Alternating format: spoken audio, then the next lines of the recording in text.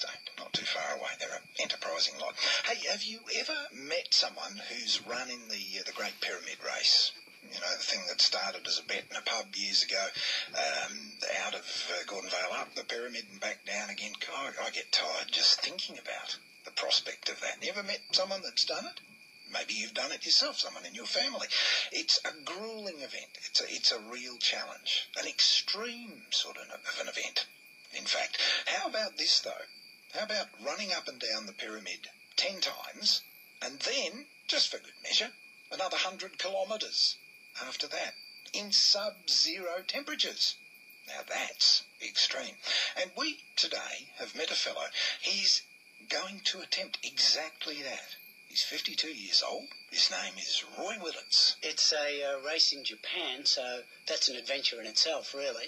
But it's called UTMF Ultra Trail Mount Fuji. And it's essentially a race around Mount Fuji. 161 kilometres, 9,500 metres of vertical, which I guess to the layman in Cairns would be the equivalent of running up and down the pyramid more than 10 times. And then running another 100 kilometres. It's a real adventure in itself, as well as the actual race.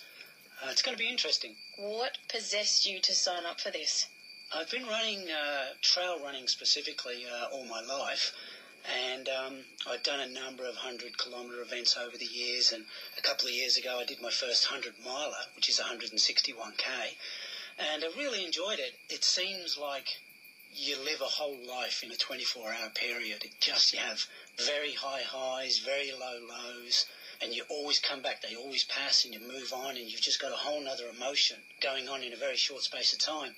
So there are a few really difficult 100-milers in the world that gain a lot of altitude and descend at the same time on single track.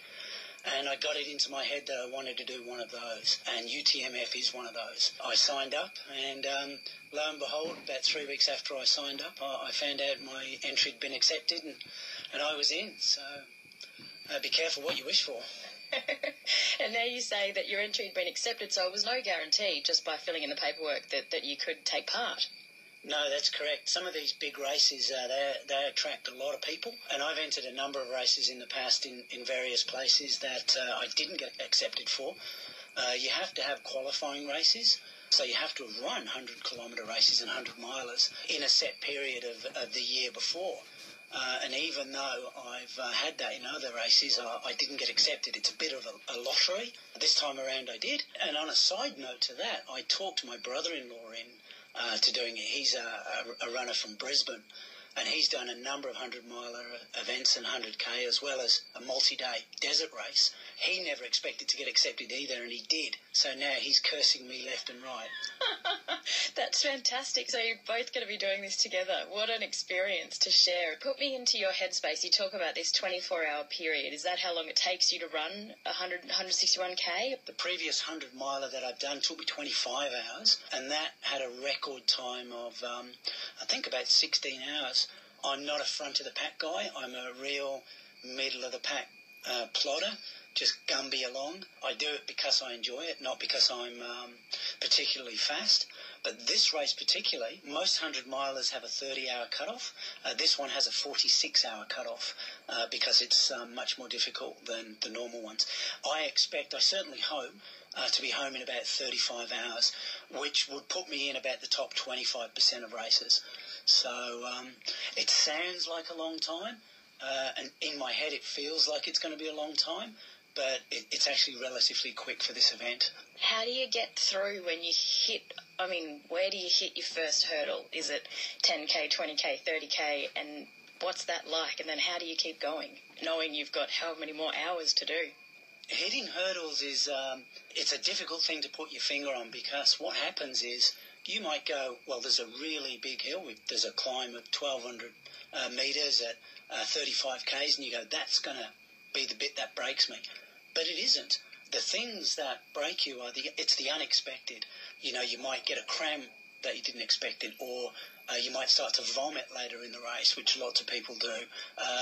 I've had diarrhea in a race, which I certainly didn't see coming, and that put a bit of a stop to me for a while there. So they're unexpected, but what I have learnt over doing these long events is you just keep moving, you just keep pushing forward because it will pass. You'll eat some food and that'll be good and that'll take, or you'll drink a certain liquid and that'll work for you. And eventually you work through it. And next thing you know, you're on top of the world, feeling fantastic. Everything's beautiful. The sun's out, the sky's blue, and isn't this great? 2 hours later, you're wallowing in a pit of despair somewhere. But it passes, and you just keep moving. Do you run the whole thing, or is it run, walk, or obviously the aim is to keep running? In an event like this, there's a lot of walking because of the hills. Some of the hills one of the hills climbs 900 metres in 2Ks. There's no running involved in that, not for anybody, not for the guys at the front or anyone. It's very important in these long events to put walking into your training, because if you haven't actually been out walking long hills, when you get to the event, you find your muscles react differently and your ligaments shorten and lengthen depending on whether you're running or walking or going up or down. And unless you've put your body through that whole range of activities, it's going to really trip you up on the day. So, yeah, I'll be walking various points, that's for sure. In the previous, every 100K I've done, I've managed to run to the end. In the 100-miler that I did before, I got to about 130 Ks out and realised that was it. I wasn't going to be able to run again. So I literally death marched it into the finish. I'm hoping that doesn't happen this time, and I'm a lot more wiser. So we'll see.